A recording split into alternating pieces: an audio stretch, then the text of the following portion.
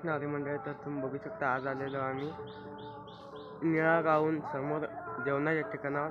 तर इथं दिसली आम्हाला आंब्याची बाग. तर तुम्ही बघू शकता आम्ही इथं आंबे तोडलेले आहेत. आता जेवणासंग खाणार आहोत आम्ही. आणि तुम्ही बघू शकता इथं आंबे लागलेले आहेत झाडाला.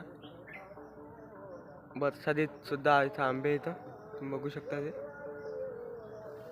तर तुम्हाला दाखवतो मी आता जेवण.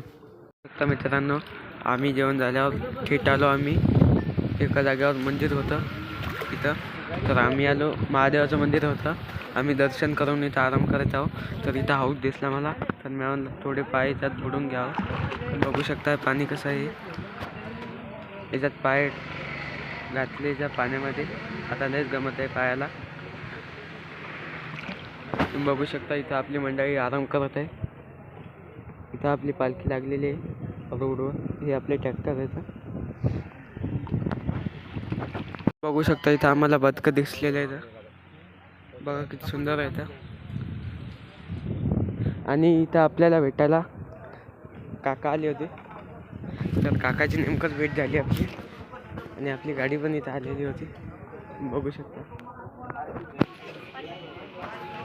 बघू शकता मित्रांनो इथं आपली गाडी आलेली आहे आपल्याला भेटायला.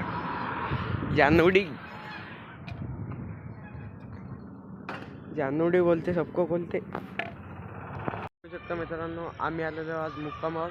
आणि आम्ही इकडं जेवण झाल्यावर फिरायला आलेलो होतो.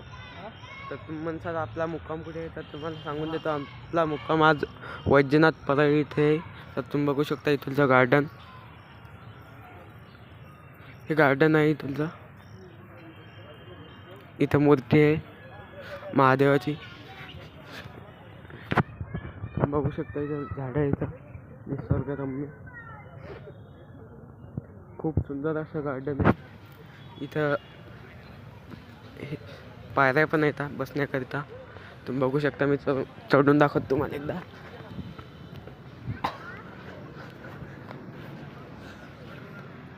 तुम्ही बघू शकता हे गार्डन किती सुंदर आहे. मग भेटू आपण पुढच्या ब्लॉगमध्ये. तर सबस्क्राईब करा आपल्या ओन ब्लॉगला रामकृष्ण हरी मंडळ.